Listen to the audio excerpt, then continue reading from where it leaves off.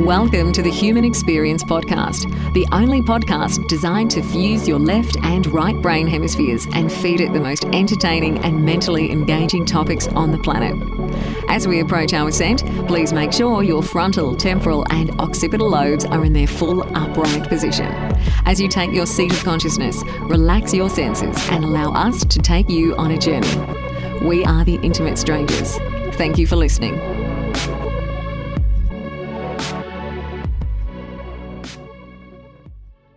He not only had that ability with humans, but with other animals and even with birds. And the eagle was squawking and screaming, and they brought the eagle to Rolling Thunder. Rolling Thunder picked up the eagle, petted it, and then Rolling Thunder said to Carrie, "Now you can take the picture." Immediately after the picture was taken, that eagle flew off back to the nest. Injuries no more, healthy eagle. And that picture is one of the pictures in our book, The Shamanic Powers of Rolling Thunder. What's up, guys? Xavier Katana here with The Human Experience, and wow, what an interesting episode here with Dr. Stanley Krippner, where we get into his work with Native Americans and specifically his book called The Shamanic Powers of Rolling Thunder. We get into some really interesting stuff on consciousness. Dr. Krippner has been in the consciousness field for 40, 50 or so years and is very much regarded as a pioneer when it comes to consciousness studies. We talk about Dr. Krippner's work with Alan Watts, Dr. Krippner's work with Jerry Garcia of the Grateful Dead. So this is one of those once-in-a-lifetime interviews that only happen once in a while. So hopefully you guys really enjoy this. Thank you guys so much for listening.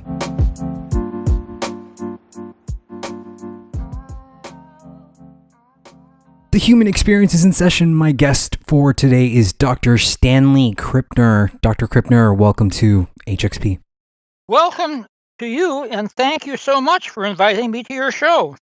Oh yeah, the honor is all ours, sir. Dr. Krippner, you're a very much a pioneer. You've been in the field of consciousness study for a very, very long time. For anyone who doesn't know who you are, can you just give us a short kind of about me, a short biography of what you do and who you are, please? I am a professor of psychology at Saybrook University, and this is a graduate school, which means that I work with students who are doing doctoral research in the area of consciousness studies. In other words, they're doing work with dreams, with hypnosis, with shamanism, with parapsychological phenomena, and these are all topics that were not part of the university curriculum 50 years ago when I first started out. And so when you say that I am a pioneer, I didn't realize it at the time because I've always been interested in these topics from a scientific perspective. Now I'm in a position where I can actually train and educate students who can do their own research, who can continue this particular tradition. Yes, indeed. Dr. Krippner, for my own sort of edification, how old are you, sir? I'm 84. So you've been doing this for a long time. I mean, how much has this field of research changed for you? You said that it wasn't part of the curriculum at first when you first started sort of lecturing. How has this evolved as you've kind of witnessed this evolution in civilization and the way that we learn things? Well, let me give you a few examples. When I was at the University of Wisconsin, I took my first psychology course, and dreams were only mentioned one time. The professor said, one of the signs that a person is schizophrenic is if that person dreams in color. Well, I looked at my friends, and we were a little bit in shock because all of us dreamed in color. Well, this was back in the middle 1950s. So you can see how much progress has been made since that very ill-informed remark was made. And I'll give you another example. When I was in graduate school, I was taking a course in anthropology, and one of the professors said that shamans, traditional healers, were probably schizophrenic, psychotic, mentally unstable, and this is one way that the tribe head of controlling their madness. Hmm. Well, now we know that this is not true at all, that shamans and traditional healers are some of the most stable and most intelligent and most innovative members of their society. So back in those days, anything that was a little bit deviant was a sign of schizophrenia. Give you another example. When we were talking about schizophrenia in class, one of the sure signs of schizophrenia was that people claimed to have dreams about the future. Well, now we know that dreams about the future, whether they come true or not, dreams about the future are perfectly normal. Many people dream about what they think might be future events, and there are really no signs that this is schizophrenic at all. It's just part of the human condition. So Right. these are three specific examples that I can give you where topics that I was interested in were all consigned to symptoms of mental illness. Unfortunately, that is no longer the case. So it's no longer considered mentally ill if a person is dreaming in color. Certainly not. In fact, dreams of schizophrenics are usually very blasé, they're usually very simple minded, they're not extremely interesting or exotic at all. The exotic dreams are signs of creativity, not of schizophrenia. Okay. I want to move into your work with this book that you've written called The Shamanic Powers of Rolling Thunder. What led you to this book? How did you get to a point where you felt like you had to put this in a readable format? Well, for those listeners who do not know what a shaman is, let me just give you a brief description. This is an anthropological term because each tribe has its own name for these special people. But shamans are men and women who get information from unusual sources that people in their culture or their tribe don't have access to. They can get information from dreams. They can get information from taking drugs and going into altered states of consciousness.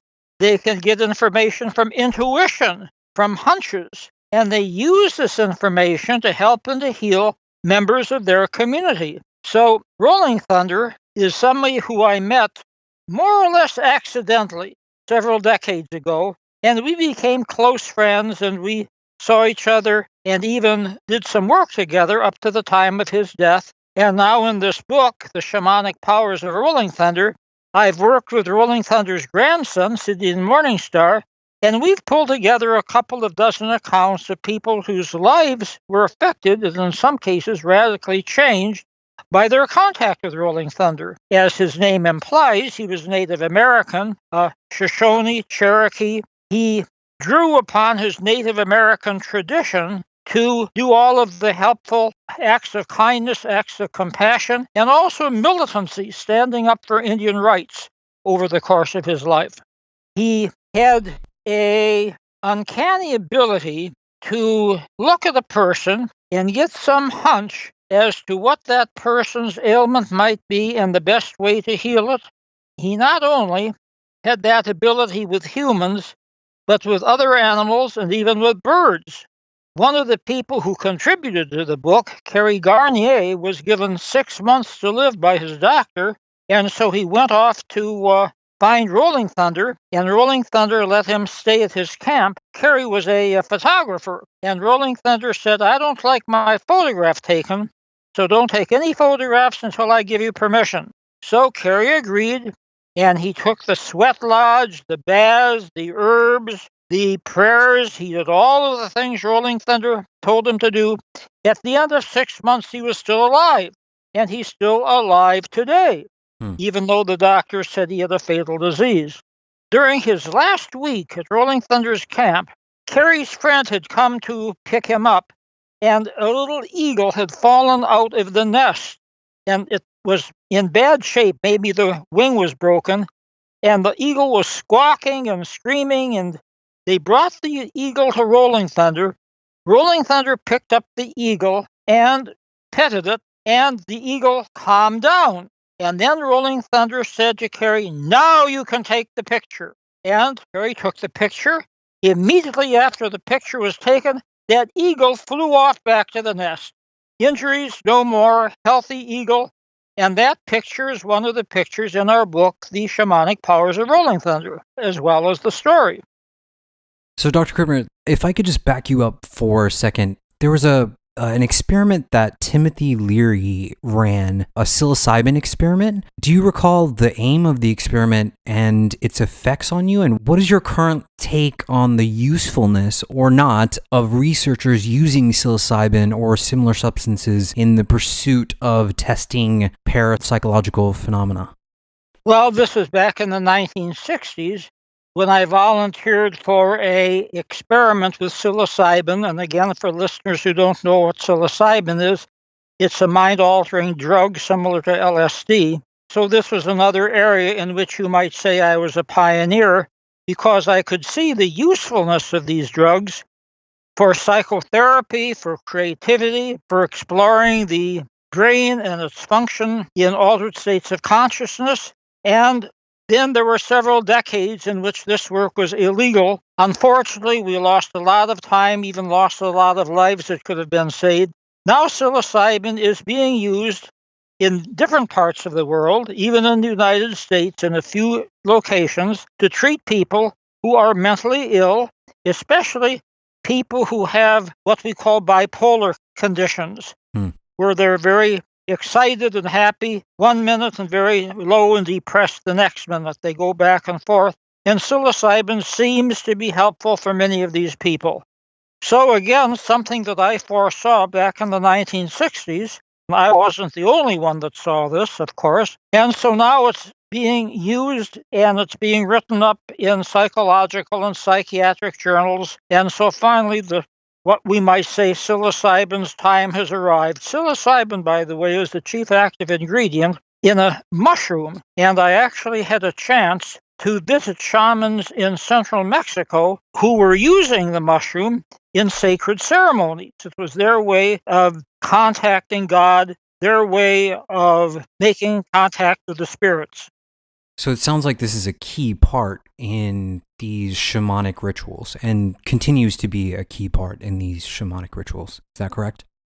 Well, not all shamanic rituals use drugs, and I have to keep emphasizing this over and over again. Drugs are only one way that shamans get information. Just think of the letter D. Drugs is one way, dreams is another way, dancing is another way, drums is another way. Deprivation, going without sleep, going without food. All of those are ways that shamans change their consciousness, alter their attention, get inspiration, get insight in non-ordinary ways that other members of their tribe don't have the skill or the patience to do. Very interesting. Also, during these shamanic ceremonies, it's very common to have ritual chanting. Is that correct? Oh, good heavens. Chanting is very important. That's something that I've experienced myself, because almost all shamans use a great deal of singing and chanting and dancing, drumming, and music. That's an integral way of getting in touch with, shall we say, parts of the brain that are pretty far removed from our verbal, rational, logical discourse. Puts us in touch with unconscious information and some of the deep sources of our wisdom. I've been with Rolling Thunder when we've gone into a sweat lodge, which is a little hut usually made out of animal skin and wood. And in the sweat lodge, there are prayers and there are chants, and you sweat all the impurities out of your body. Sometimes you have visions, sometimes you hear voices. I've done many, many sweat lodges with Rolling Thunder and with other people, and I've seen him use sweat lodges as a way of helping to heal people and to symbolically, physically, or both, excrete the poisons from their body that have been holding them back. Very interesting. Chanting is very, very important in the shamanic tradition. It's also important in other traditions. The Christian Gregorian chants, for example, which go back centuries. The Tibetan chants, the Buddhist chants. This rhythmic repetition of key words and sacred phrases over and over again has been a part of spiritual traditions for millennia. Okay. So, Dr. Krippner, what's happening during these chants, during this chanting process, as a scientist, is the brain going into a sort of trance state when it's hearing this rhythmic kind of repetition of sound? You just mentioned the key word, rhythmic. Yes, a rhythm is set up, and the rhythm can be done by chanting, it can be done by drumming, it can be done by a mantra, meditation. Any repetition of a phrase or a word or a song, shall we say, synchronize the brain, can pull it together, can put it into a condition which is far away from ordinary discourse, ordinary logical thinking. Mm-hmm. Chanting and drumming and singing and prayer are all excellent ways of shifting from the logical and rational to the deep unconscious, to the imagery, to the inner knowledge that exists in all of us, but most of us don't take advantage of. Yeah, I can truly understand that. So, Dr. Krippner, let's say that I was interested in participating in a ceremony, in a shamanic ceremony with a Native American tribe. Is it set up to heal us? What is the goal of one of these ceremonies? Well, first of all, there are some 500 Native American tribes that have been listed and registered by anthropologists and even by the U.S. government. That's a lot of tribes, but before the Europeans came, there were closer to 1,000 tribes.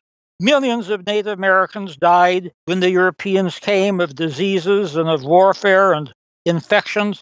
It was a massacre even worse than the Holocaust during the Second World War.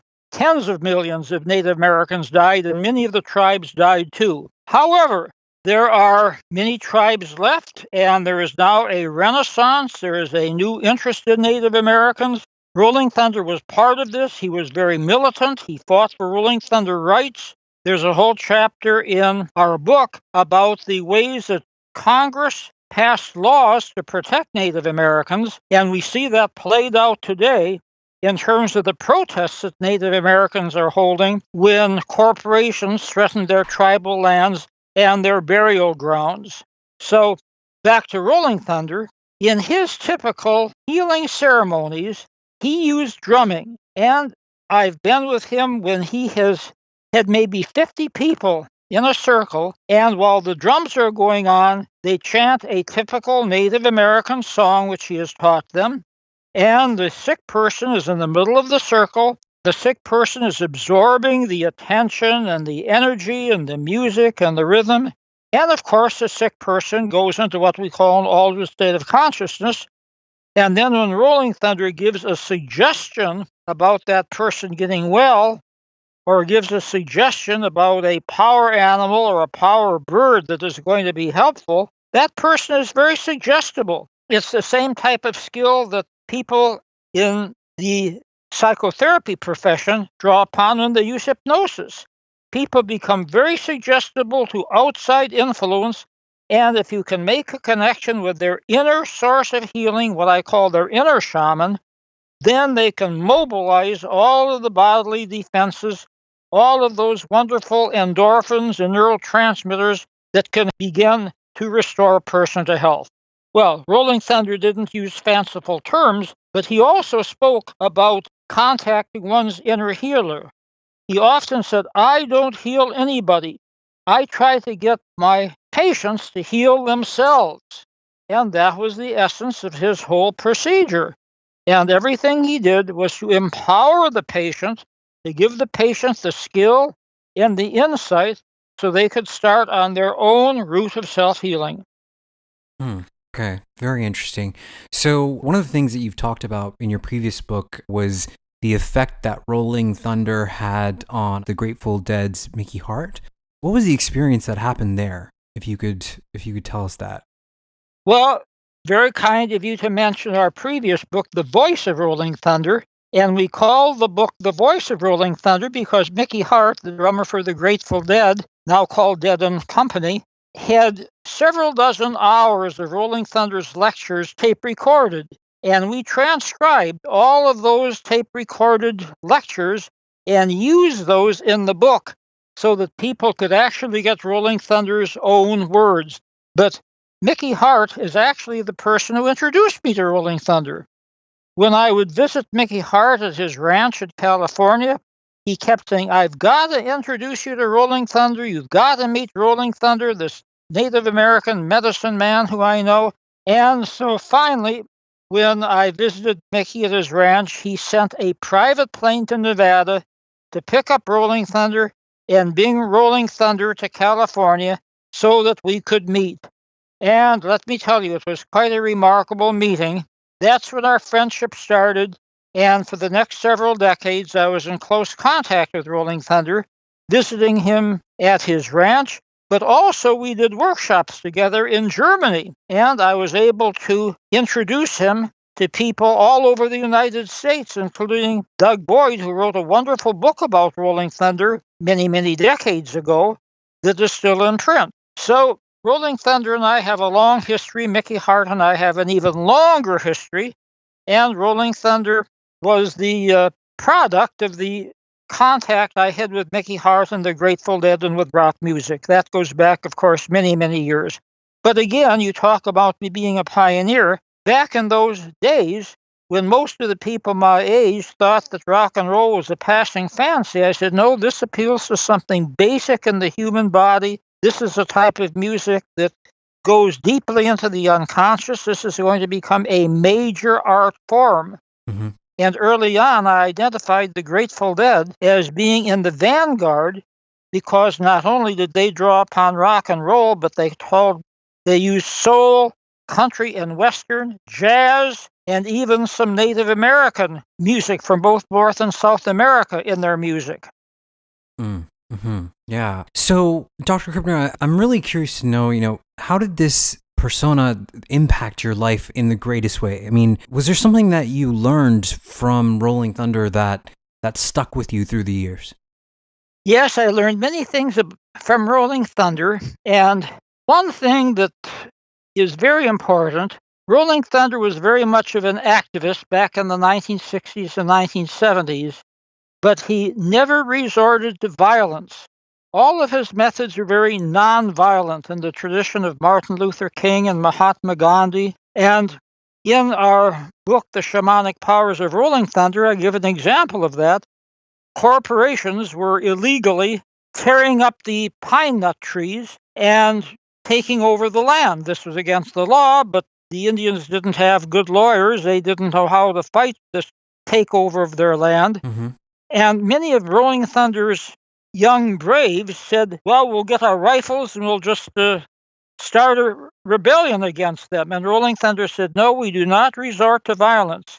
First of all, let's go and get a camera and do a video showing the way that the land is being torn up, because it had bulldozers tearing up these pine nut trees. And pine nuts are a cheap source of protein for the Native Americans. They're very, very important. So they got a photograph, and then at night they went and they put sand in the gas tanks of the bulldozers, so the bulldozers were out of commission for several days. And in the meantime, somebody flew to Washington, D.C. and showed the video to politicians. Sad to say, most of the politicians were not interested.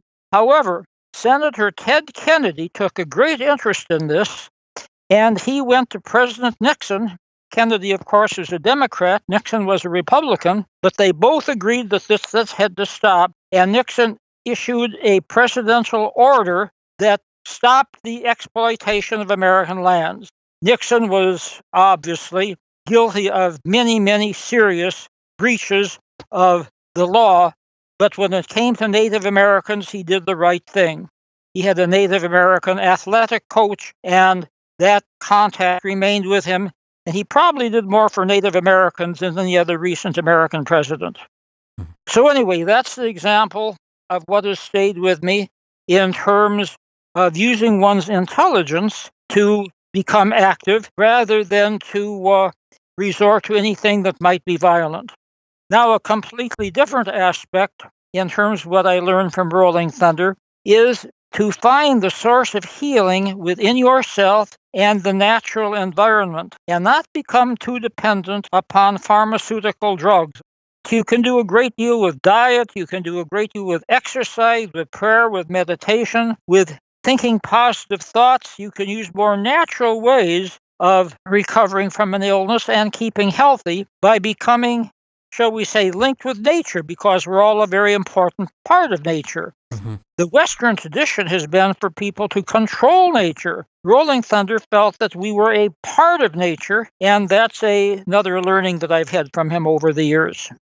So, Dr. Krippner, because it seems like Western civilization is so behind on so many things, how can we learn from these other cultures that seem to be so far ahead in a regard to consciousness? What can we learn from these other cultures that the West hasn't picked up yet?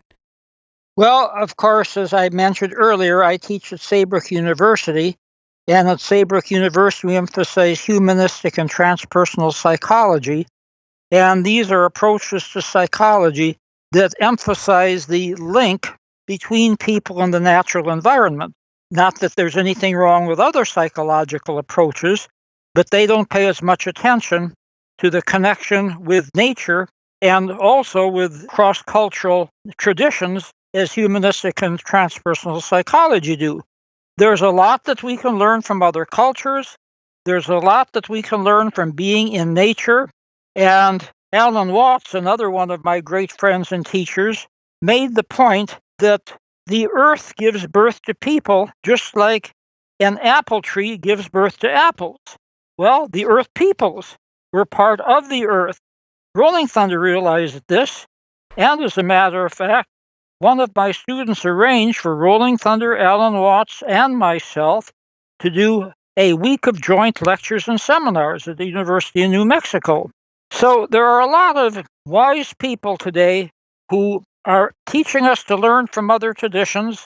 Not that there's anything wrong with our tradition. There's a lot that's right with it. And not that other traditions are always perfect. They are not. They make many, many mistakes. One has to think critically. One has to evaluate. One has to use common sense. But by broadening the scope of our knowledge in learning from what Rolling Thunder and other Native American leaders have been teaching us, we can all live better lives and healthier lives, and we can find ways to bond more closely with other humans and also to take better care of ourselves and also to form spiritual bonds with nature and the world beyond.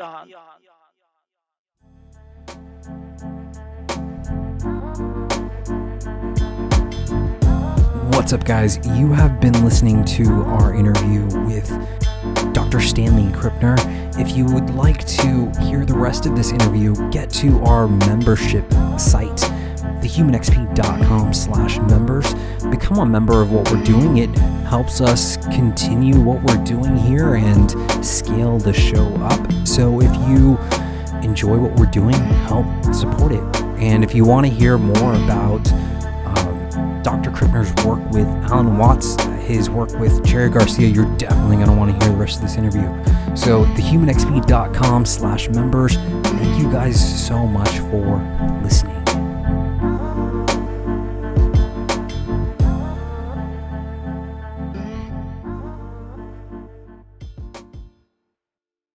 Why do I listen to the Human Experience podcast? The most easy and most perhaps cop-out answer I can give right off the bat is that my life is my own human experience. So already the title is relatable. So then you start listening, or I start listening, and I'm hearing about things that aren't really talked about and subjects that don't quite come up because they're considered, I don't know, what's the word, taboo perhaps? Especially from where I'm from. I'm from Texas, and not to hate on Texas, but I am surrounded by a lot of people who are, how do I say, not everyone is as open-minded. Any podcast that encourages you to be open-minded, in my opinion, is a positive thing. The other thing I really enjoy is that no matter what the subject matter is, the conversation is always captivating to listen to. I try to find podcasts that are very easy to understand and easy to listen to, but not so easy that it's like they're dumbing it down for me. And I think this podcast has a very fine balance of that. The interviews and the subject matter are stimulating, and they're things I didn't really know about. So I find myself learning an immense amount, but it's not straining, it's not draining, it doesn't make me exhausted. And to be honest, when I am working all day and I have to spend, 2 hours a day in traffic, maybe 3, I don't want to be drained even more by something that I'm choosing to listen to. I can be passive and just listen to these two people connecting and maybe disconnecting sometimes, but at the end of it all, it's a positive experience, it's stimulating, and my ears enjoy it. So really, what I'm trying to say is that there's no reason not to listen to this podcast. So why not just listen? And if you're a human and you have experiences and you want to have more transcendent experiences, I think the human experience is giving the tools that people could need. If you're at the human experience, I just want you to know you guys are awesome, you rock, and keep doing what you're doing. This is just a testament to our commitment to bring you guys the life-changing stuff that will affect your life in a positive way. And, my deepest, most grateful, heart-melting thanks to Hannelore, who submitted this for us. And wow, what a huge testament to everything we're doing here. So hopefully you guys enjoyed this little blurb of her telling us why she listens to HXP, and it motivates you to become a member of what we're doing. Thanks, guys.